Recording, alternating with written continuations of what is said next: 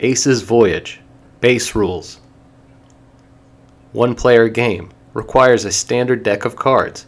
Time undetermined.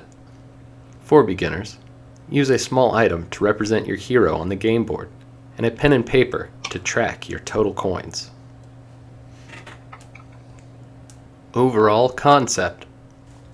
Ace's Voyage is a one-player standard deck card game that is very loosely based on Solitaire. In Solitaire, you find the aces and then attach the number cards through a series of drawing and swapping cards. Essentially, the concept remains the same, except the aces are awesome adventurers, exploring an ever-expanding world, killing monsters and collecting loot, climbing up towers and delving into dungeons to search for unidentified magical artifacts of strength. This game works like, or was imagined to be, similar to a classic role-playing video game. Sure, it's a bit dumbed down compared to a pen and paper, but it's fun to play, imaginative, overly complicated yet overly simplified, and filled with classic tropes. Go into the nearest stronghold and rest your party, gamble, or battle in the arena.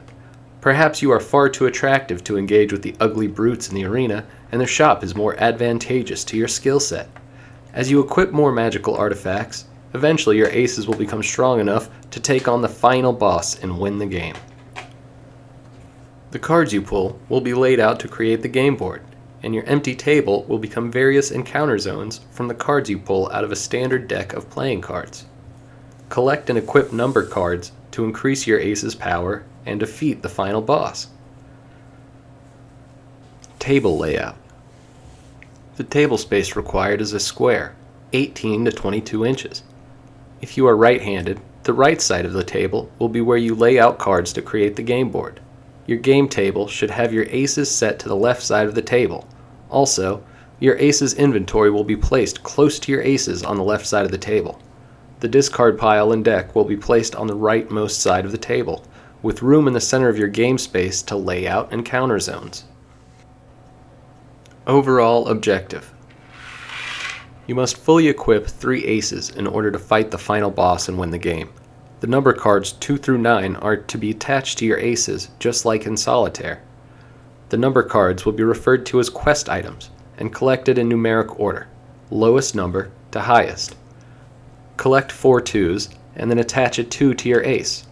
Then, collect 4 3s and then attach a 3 to your ace. When your first ace has the number cards 2 through 9 attached, find your next ace and begin collecting the number cards and attaching them to your next ace. When you have 3 aces with all the number cards attached to them, you are ready to fight the final boss. Quick card concepts. To fully utilize the deck, cards have multiple uses and can represent different things. Here's a screenshot of the card quick chart.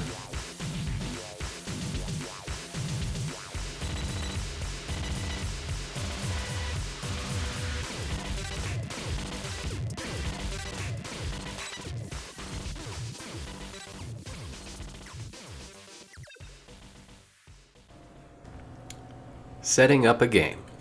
Separate the number cards 6 through 9 from the deck and put them aside. Choose which ace hero you want to use. Take the ace from the deck, take the ace's starting advantage card from the deck, and then follow your ace's starting path rule set. You could always skip this step and just draw 7 cards and start in a stronghold. That's up to you. It's up to you. If you want to live the RPG experience, you choose the ace hero, and and then you go with the starting path thing, and you figure it out. Kind of gives you a story. Okay. Conceptualizing the World. A fantasy RPG theme was chosen specific to the medium of video games. If your square table space was a screen, your ace hero's status is displayed to one side of the screen, while most of the screen displays the world you will explore. Classic elements within the world space of video game RPGs. An explorable world map. The cards you pull from the deck will make up your world. Structures to enter on that world map. Jacks are towers, queens are dungeons, and kings are strongholds. Monsters inhabiting the world. Number cards 2 through 9 are monsters, and jokers act as mini-bosses. NPCs inhabiting the world. Strongholds have shops, arenas, banks, and gambling. Choosing an ace hero. The ace of spades is perceptive. Sees the top card of every starting path. Their starting advantage card is a 2 equipped to their hero. They receive a permanent torch effect and cannot be surprised in towers. The ace of spades flips the top card of every stack face up throughout the final boss battle. Choose wisely. The ace of clubs is aggressive. Pulls the first 7 cards from the top of the deck and skips the starting path setup. Their starting advantage card is a permanent 10. They have another permanent advantage of +2 rounds in the arena. The 10 of clubs does 3 damage in the final battle. The ace of hearts is attractive and chooses an additional starting path from the presented paths. Their starting advantage card is an ace companion. The ace companion equips number cards with the ace of hearts. They have a permanent advantage in shops and buy items for 1 tier cheaper. The ace of hearts cannot be turned in the final battle. The ace of diamonds is lucky and randomly chooses 10 cards from the presented starting paths. Their starting advantage card is a king and 32 coins in the bank. They have no limit on gambling attempts, and they gamble as the house. The ace of diamonds isn't required to use the bank when entering a stronghold. The ace of diamonds sees no cards, but uses 9 stacks of 2 cards for the final boss battle in every stage. Good luck. Starting path setup. The ace of clubs skips starting path setup. After choosing your ace and removing its starting advantage card, shuffle your deck and lay out 6 sets of 6 cards face down. Take one of the 6 sets and flip it face up. At this point, you should have 5 sets of 6 cards that are face down and 1 set of 6 cards that is face up. If the face up set is not in your favor, choosing another path may provide a better chance of getting a better outcome. Ace heroes have different rules for their starting paths. The perceptive spade looks at the top card of each face-down set. The aggressive club draws 7 cards before the sets are laid out. The attractive heart chooses any 2 sets. The lucky diamond picks any 10 cards from any set. Starting path outcomes. Starting paths do 2 things for the player. A provides extra cards for a starting ace hero, and B randomly determines a destination for your ace hero to start in. Face cards and 10s are put into your inventory next to your ace. Number and joker cards are traded for their coin value at the bank. Write down your coin total and discard number and joker cards. Sets of face cards determine your starting location. Sets of jacks start you in a tower. Sets of queens start you in a dungeon. Sets of kings start you in a stronghold. If no sets, use the highest value face card. If no face cards, start on the world map. Dealing and taking damage. Bonuses to attack are added before you take damage. Represent taking damage by flipping over your attached number cards. An equipped 10 provides 2 bonuses in combat, +1 to initial attack, and an extra +1 as a life-saving last defense. Return to a stronghold to heal the damage you take in combat. Moving and attacking happen simultaneously. You cannot move past a card if your attack power does not equal the number on the card. You would need an attack power of 3 to defeat a number 3 card. Collect cards after defeating them. Totaling your attack power happens in this order: aces first, equipped 10 next, that's your sword and shield, queens, numbers, those are your attached artifacts, and then you would turn your 10 that you have equipped as an extra bonus, and then if you have turned your 10 and still cannot defeat the enemy, your hero would be knocked out at this point. So I suggest, do the math beforehand and don't attack a creature that you cannot defeat. Encounter zones. Encounter zones are variants in the way cards are displayed on the table. There are 4 different ways to lay out the encounter zones that will create your game board. The world map encounter zone contains 3 structures. Entering these structures changes the encounter zone. The world map reveals cards continuously as you defeat cards. Abstractly, as you move across the world, you could randomly encounter anything in the deck. The tower encounter zone. The tower encounter zone is laid out on the game space and does not change. Abstractly, monsters have claimed an old tower as their home.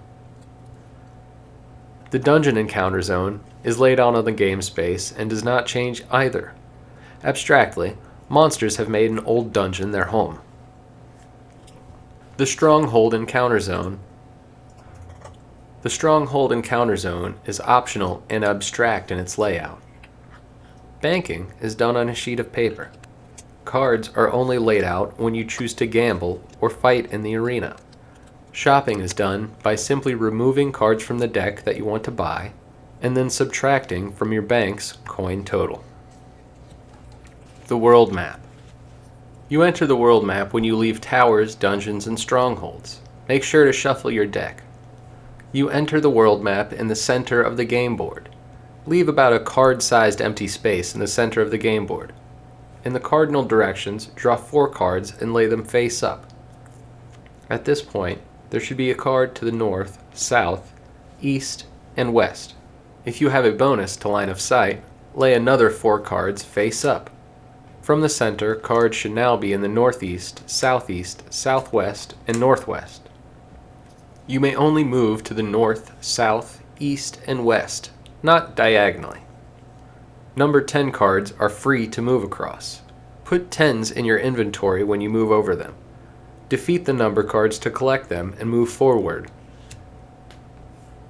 After you move, more of the world map is displayed. Draw another 3 cards and place them in your ace's new line of sight. Discard cards that are now out of your ace's line of sight. Towers. When a jack card is laid onto the world map, draw cards until you draw a number card. Attach the number card and any other cards to the jack. When you enter a tower, lay the jack and attach number cards away from your game space. Shuffle your deck. Looking down on your table, the first row of cards will be laid face down at the bottom of the table, the closest end of the table to the player. Keep laying out rows of face-down cards until the number of rows matches the number card with the jack. The height or level of the tower is based on the number card that is with the jack you set aside. Tower rows are always 4 cards long in width, so this means if tower rows are always 4 cards, multiply the jack's number card by 4. The total is how many cards that you need to construct the tower. Choose a card on the corner of the first row or level of the tower. Flip that card over. If you cannot defeat that card, flip the card in the other corner of the first row. You cannot enter the tower if you cannot defeat at least 1 corner card on the first row. For the ace of spades, line of sight bonuses apply horizontally along rows. Line of sight bonuses do not apply vertically to higher levels in a tower. Surprise attacks happen in towers when moving up levels. You have no choice. You must fight or die in a surprise attack. There are 2 ways to escape a surprise attack in a tower. Number 1, discard a king that you have in your inventory, and then you can run away from the surprise attack. You cannot advance forward if you discard a king from your inventory this way. Another way to escape a surprise attack is to be the ace of spades, because he's perceptive and he doesn't fall victim to surprise attacks. If you collect all the cards in the tower, add 13 coins to your bank. Take the jack and number card on the jack. Take any cards that are with the jack and number card. When you leave a tower, you enter the world map. Dungeons. On the world map, you cannot move freely over a queen card. You have to move around the card or fall into the dungeon. When a queen card is laid onto the world map, draw cards until you draw a number card. Attach that number card and any other cards to the queen. When you enter a dungeon, lay the queen and attach number cards away from your game space. Shuffle your deck. You enter the dungeon from the center of your game space. Leave a card-sized empty space in the center of the game board. Dungeons have 4 corridors to the north, south, east, and west. The number card with the queen determines the number of cards in each corridor. Just like in towers, if dungeons always have 4 corridors, multiply the queen's number card by 4. The total is how many cards that you need to construct the dungeon. Looking down on your table, from the center of the dungeon, the first 4 cards will be laid face down, 1 card in each direction. Continue laying out cards in each direction until each corridor has cards equal to the number card that is with the queen. Bonuses to line of sight apply in all 4 corridors simultaneously.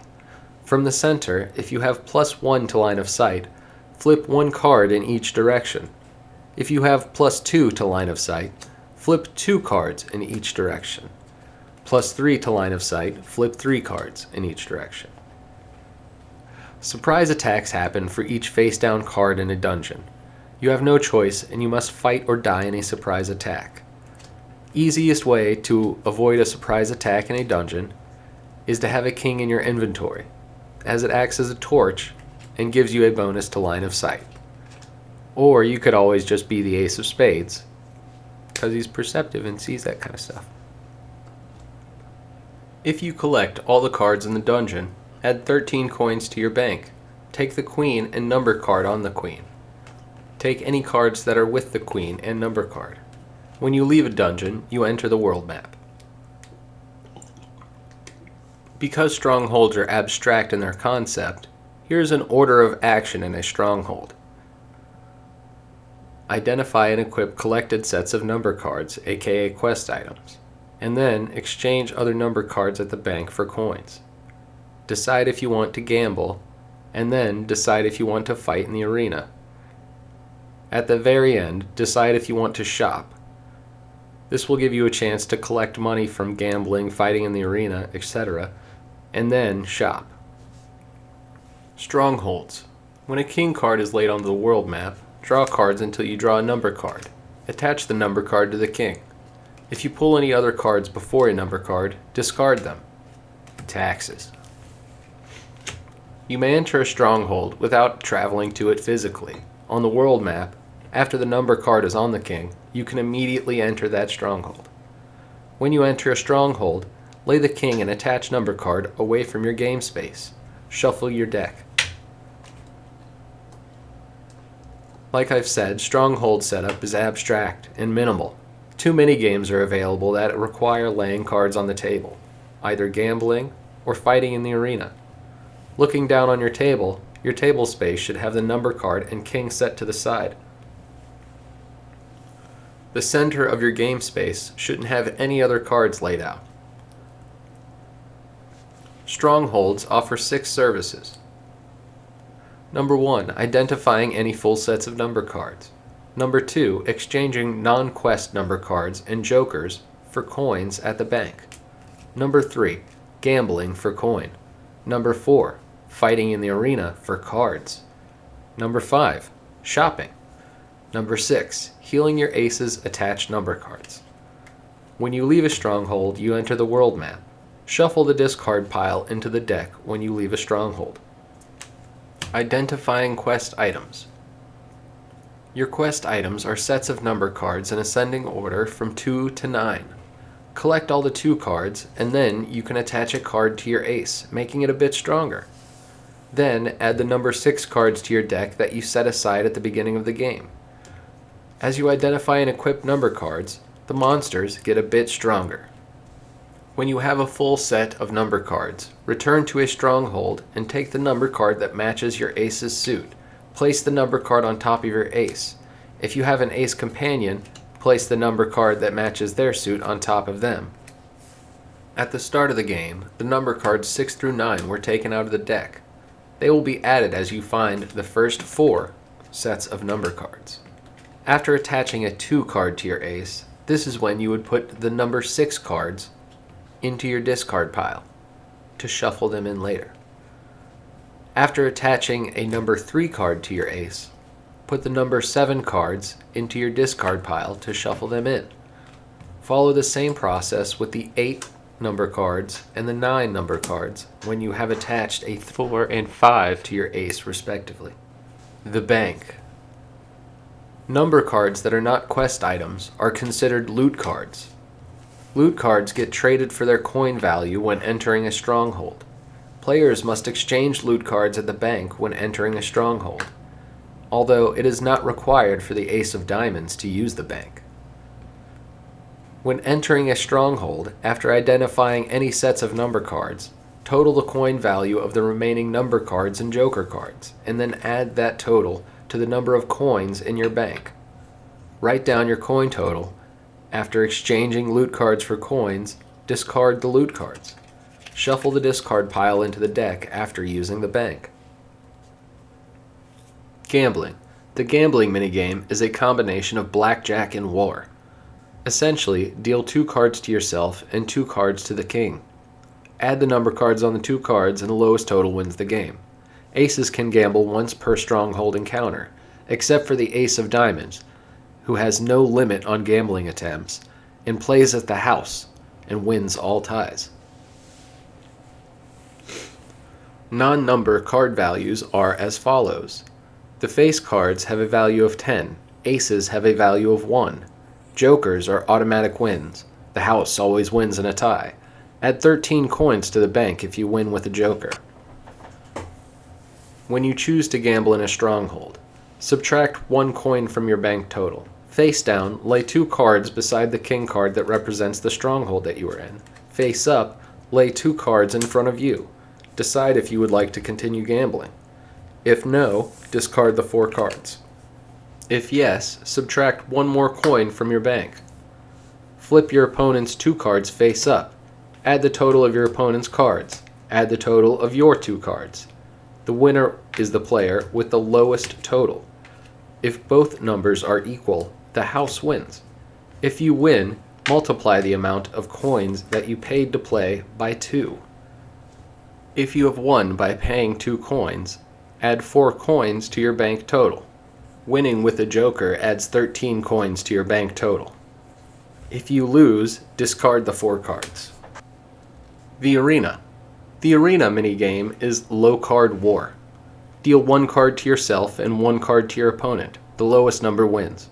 Aces can battle in the arena once per stronghold encounter. Rounds are how many times you can play war. You can play a number of arena rounds equal to the number card with the king. The ace of clubs can draw +2 rounds of war. Non-number card values are as follows. The face cards have a value of 10. Aces have a value of 1, and jokers are automatic wins. All ties cause more rounds of war. When you choose to battle in the arena, the number card with the king is how many times you can play in war. Lay 1 card face down next to the king that represents the stronghold. Lay 1 card face up in front of you. Flip your opponent's card over. The player with the lowest number wins. If both numbers are equal, on both you and your opponent's card, lay 3 more cards face down on top of them. Now, lay 1 card face down on top of your opponent's stack of cards. Lay 1 card face up on your stack of cards. Now, flip your opponent's top card. The player with the lowest number wins. If both numbers are equal, repeat the previous step. If you win, take all the cards used in war. Number cards that are quest items are added to your inventory. Face cards and 10s are added to your inventory as well. Joker and non-quest number cards are traded for coins at the bank. If you lose, discard all the cards used in war. The shop. See the section Card Quick Chart for a quick reference. The shop is abstract and setup. Exchanging coins for item cards is simply implemented. Subtract the item card's value from your coin total and pull the cards that you desire from the deck. Quest number cards are worth 21 coins at the shop. This means if you are looking for the set of 7s, each 7 will cost 21 coins. After you have a second ace, quest number cards are 13 coins each. The Ace of Hearts does not pay one tier less for the Ace Companion that they start the game with. For the Ace of Hearts third ace, quest number cards are 8 coins. 10s are worth 8 coins at the shop. An ace can equip one 10 card. 10s are a sword and shield when attached to your ace. Think of the sword and shield as separate entities on one card. A sword provides +1 in your initial attack phase. A shield provides +1 in your final defense. If the shield's +1 bonus is necessary to defend against an opponent, discard the 10. In a battle, unattached 10 cards in your inventory can be discarded for +1 to attack. Jacks are worth 2 coins at the shop. Jacks are only used outside of battle. One use equals +1 to life. Discard the jack, and then flip over one spent artifact or stamina card. Queens are worth 3 coins at the shop. Queens are only used while in battle. One use, +2 to attack, and then discard the queen to add +2 when totaling attack power. Kings are worth 5 coins at the shop, and provide +1 to line of sight when held in your inventory. Kings can be used as teleports back to a stronghold when used from your inventory. Use the king card to represent a stronghold, and then start the stronghold encounter zone, and then shuffle the king back into the deck when finished.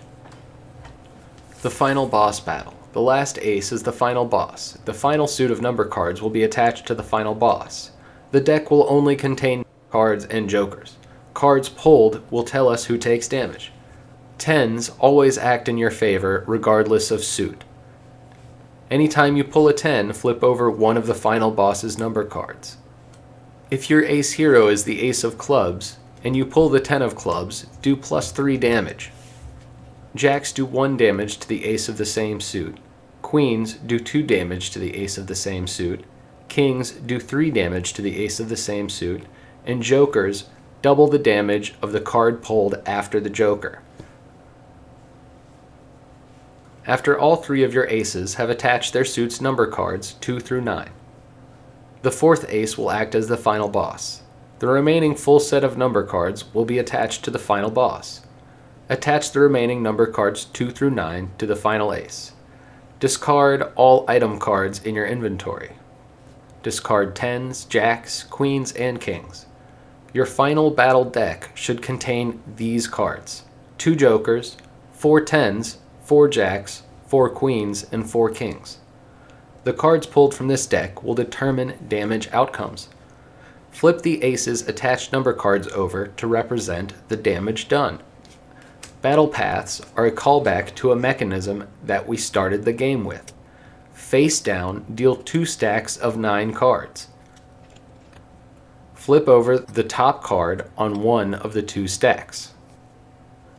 After the first 2 stacks, face down, deal 6 stacks of 3 cards. Flip over the top card on one of the 6 stacks. After going through the 6 stacks, deal 9 stacks of 2 cards for any remaining battles. The ace of spades would flip over the top card on all stacks in every round. The ace of diamonds deals 9 stacks of 2 cards in every round. If one of the aces you control dies, the ace is turned and becomes an enemy. Fully heal the defeated ace and place it next to the final boss ace. If the final boss dies, cards that would have damaged the boss would then do damage to that turned ace. Example, if the spade final boss turns your club ace, spade suited cards would then damage the club when the spade is defeated. If you are the ace of hearts, you cannot be turned. If all of your aces die, the easy mode is to reset the battle. Intermediate mode is to discard all of the number cards attached to your 3 aces and play rounds of war until you've won back all the number cards. Attach them to your aces every time shuffling is required. Hardcore. Discard 1 or 2 of your aces and all of their number cards. Seek them out again by replaying the traditional game. Defeat your opponents to win the game.